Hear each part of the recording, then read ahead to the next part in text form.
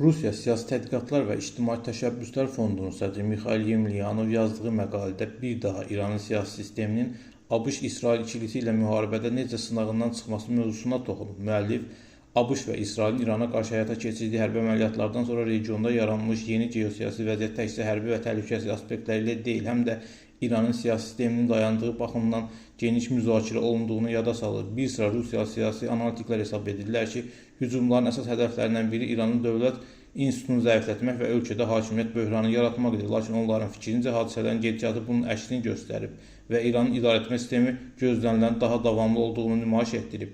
Qarşıdurma zamanı İran hərbi obyektləri, nüvə infrastrukturu və komanda mərkəzləri ilə yanaşı ölkənin siyasi idarəetmə mexanizmlərində də ciddi sınaq qarşısında qalıb. Buna baxmayaraq dövlət aparatının fəaliyyətində iflis yaranmadı, hakimiyyət strukturu işləməyə davam etdi və qərar qəbul etmə prosesi pozulmadı.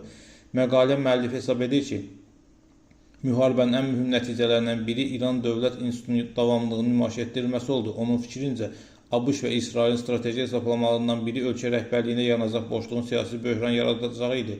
Lakin İran konstitusiyasında nəzərdə tutulan mexanizmlər bu ssenarinin baş verməsinə imkan vermədi. Müəllif qeyd edir ki, İranın siyasi sistemi yalnız ayrı-ayrı liderlərin nüfuzuna söykənmir, əksinə hakimiyyət müxtəlif konstitusiyon institutları arasında bölüşdürülüb və bu institutlar fövqəladə şəraitdə fəaliyyət davam etdirə bilir. Onun fikrincə, məhz bu xüsusiyyət İranın xarici təzyiqlər qarşısında dayanıqlığını artıran əsas amillərdən biridir. Onun fikrincə, bunun əsas səbəblərindən biri İranın dövlətinin İslam ideologiyası üzərində qurulmasıdır. Məqalədə vurğulanır ki, İran konstitusiyasının 4-cü maddəsinə əsasən ölkənin bütün qanunları İslam normalarına uyğun olmalıdır.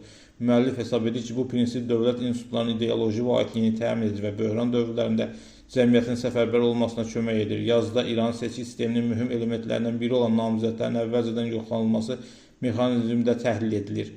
İrana görə prezidentliyə və digər yüksək dövlət vəzifələrə namizədlər əvvəlcə Konstitusiyanın Mühafizə Şurasının yoxlamasından keçməlidir. Şura onların Konstitusiya və İslam Respublikası prinsiplərinə uyğunluğunu qiymətləndirilir. Analitik yazıda geniş müzakirə olunan məsələlərdən biri də İranın idarəetmə modelinin ali dini lider ilə prezident arasındakı səlahiyyət bölgüsüdür. Müəllif hesab edir ki, İranda iki hakimiyyətlik anlayışı doğru deyil. Onun fikrincə ali dini lider və prezident eyni hakimiyyət prinsiplərində deyil.